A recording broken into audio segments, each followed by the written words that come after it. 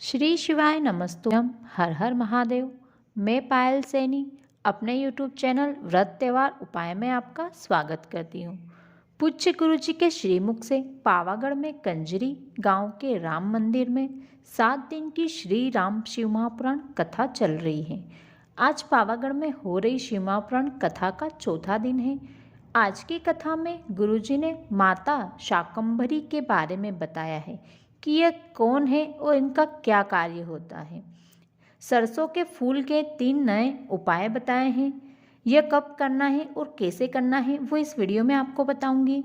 और गुरुजी ने बताया है कि जब नारी का विवाह हो जाता है और उस नारी के विवाह के बाद यदि वो नारी किसी पर पुरुष के साथ संबंध बनाए रखती है या किसी शादीशुदा पुरुष का घर कोई नारी तोड़ती है तो उसका क्या फल मिलता है। इसके अलावा गुरुजी की अगली कथा कब और कहाँ होने वाली है, उस कथा का समय क्या रहेगा, इन सभी बातों के बारे में आज के इस वीडियो में हम बात करने वाले हैं। वो सभी बातें आपके साथ इस वीडियो में शेयर करने वाली हूँ, तो वीडियो में आखिरी तक बने रहें। आज की कथा की पहली जानकारी, ऐसा कोई संसार में जन्मा ही नहीं जिसके जीवन में दुख ना हो।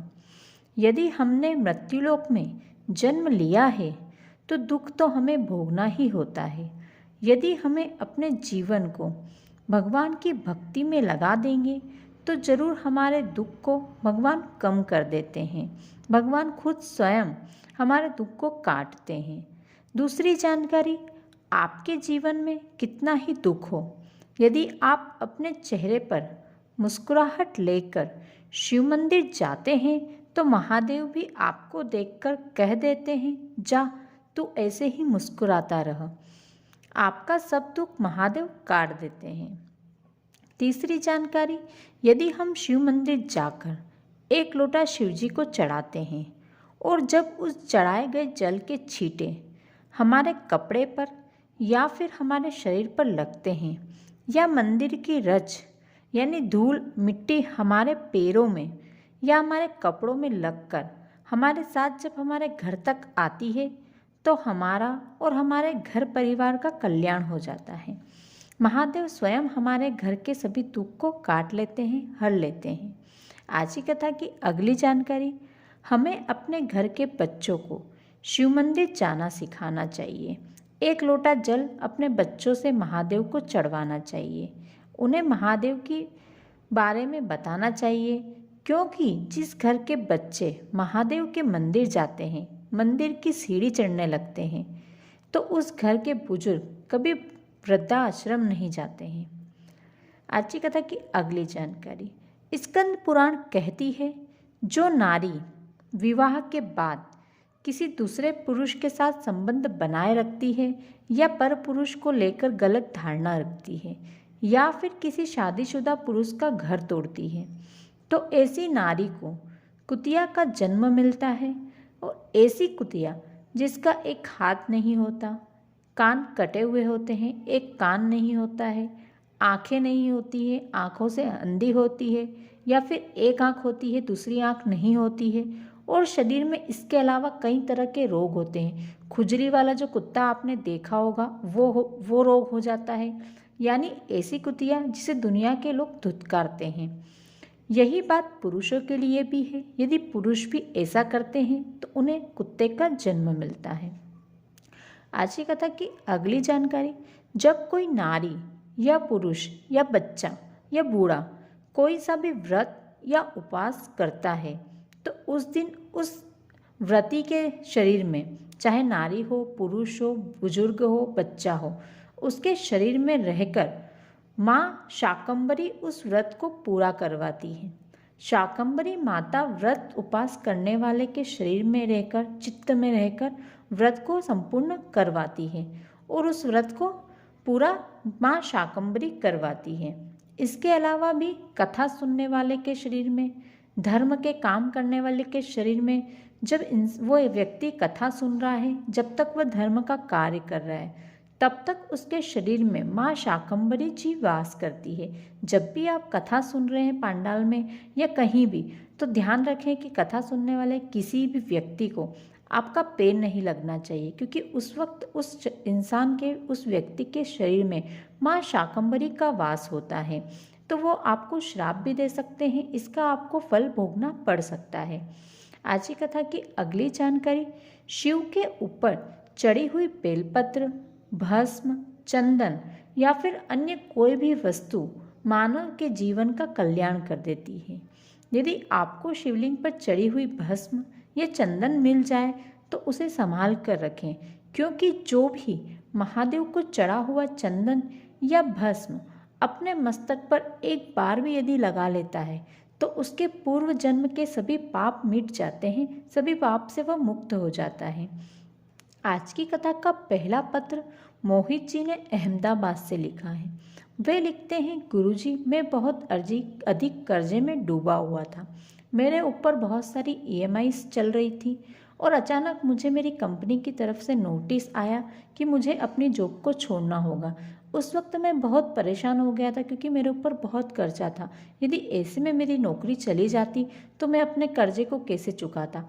तब मेरी सास मेरे घर आई हुई थी और वो शिव महापुराण की कथा सुनती थी, तो उनके साथ हम भी सुनने लगे। हम दोनों पति पत्नी मेरी सास के साथ शिव महापुराण कथा सुनने लगे और एक लोटा जल हम ले जाकर शिव मंदिर चढ़ाते, एक बेलपत्र चढ़ाते और मेरी पत्नी ने पशुपति व्रत भी किए। आपकी जब वडोदरा में इसके पहले जब कथा हुई थी तो हमने वह वडोदरा की कथा पांडाल में बैठकर सुनी थी और बाबा से मैंने अपनी जॉब को बचाने की कामना की। और जब मेरे पत्नी के पशुपति व्रत का आखिरी दिन था तब मेरी कंपनी से एक और लेटर आया, जो कि मेरे प्रमोशन का था। मुझे मेरी कंपनी से जॉब नहीं छोड़ना था, बल्कि मुझे मेरी कंपनी ने प्रमोशन देकर मेरी सैलरी को और बढ़ा दिया था। बाबा की हम पर कृपा हुई और हम इस पावागढ़ की कथा में बाबा को धोख लगाने के लिए आए हैं। आज की कथा में गुरुजी ने सरसों के फूल के किए जाने वाले 4 नए उपाय बताए हैं। महादेव को बसंत पंचमी के दिन 108 सरसों के फूल से श्रृंगार अवश्य करना चाहिए, या फिर 108 सरसों के फूल ऐसे ही आप यदि श्रृंगार नहीं करना चाहते हैं तो आप ऐसे ही समर्पित कर सकते हैं। इससे हमारे घर में कभी कोई बड़ी बीमारी नहीं आती है। यदि आने वाली भी हो तो महादेव उसे टाल देते हैं।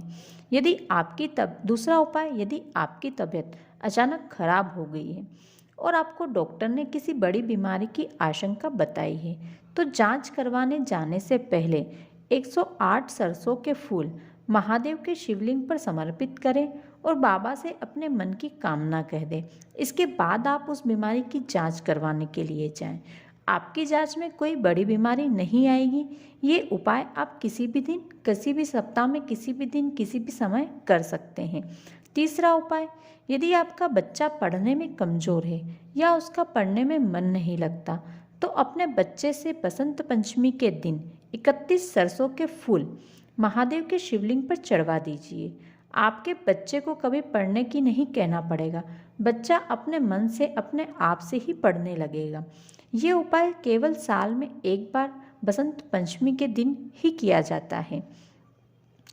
तीसरा उपाय, यदि आप कोई ठेका लेना चाहते हैं या कोई टेंडर लेना चाहते हैं तो 108 सरसों के फूल अवधूतेश्वर महादेव का नाम लेकर, नाम सुन लीजिए, अवधूतेश्वर महादेव का नाम लेकर उन 108 फूलों को एक एक करके शिवलिंग पर समर्पित करना है। जो टेंडर या ठेका आप लेना चाहते हैं उसकी कामना बाबा से कह दें, वो टेंडर और ठेका आपको ही मिलेगा। ये उपाय आप सप्ताह में किसी भी दिन, किसी भी समय कर सकते हैं।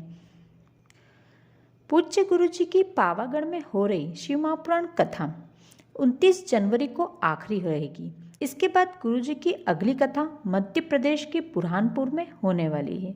बुरहानपुर की कथा 3 फरवरी से 9 फरवरी तक दोपहर 2 बजे से 5 बजे तक रहेगी।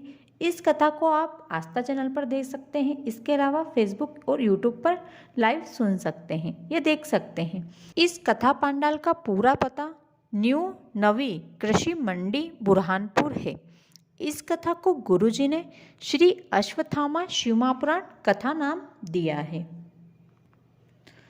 तो दोस्तों, ये थी आज की कथा की संपूर्ण जानकारी। जो भी उपाय और पत्र गुरुजी ने आज की कथा में बताए हैं वो सभी इस वीडियो में मैं आपको बता चुकी हूँ। आशा करती हूँ आज का ये वीडियो आपको अच्छा लगा होगा। यदि वीडियो थोड़ा भी अच्छा लगा हो तो वीडियो को एक लाइक कर दें और इस वीडियो को ज़्यादा से ज़्यादा शेयर करें, ताकि जो भी आज की लाइव कथा किसी भी कारणवश यदि नहीं सुन पाए हैं तो वे इस छोटे से वीडियो के माध्यम से आज की संपूर्ण कथा का रसपान थोड़े से समय में कर सकें और अपने समय को बचा सकें। और ऐसे ही गुरुजी की सभी कथा के वीडियो देखने के लिए, उनके द्वारा बताए गए सभी नए उपाय जानने के लिए और उनकी अगली कथा कहाँ होने वाली है इस बात की जानकारी के लिए मेरे चैनल को तुरंत सब्सक्राइब कर लें और बेल आइकन पर क्लिक कर लें, ताकि ऐसे ही वीडियो आपके लिए मैं लाती रहूं और आपको मिलते रहें। साथ ही कमेंट में हर हर महादेव, श्री शिवाय, नमस्तुभ्यम लिखना बिल्कुल भी ना भूलें। धन्यवाद।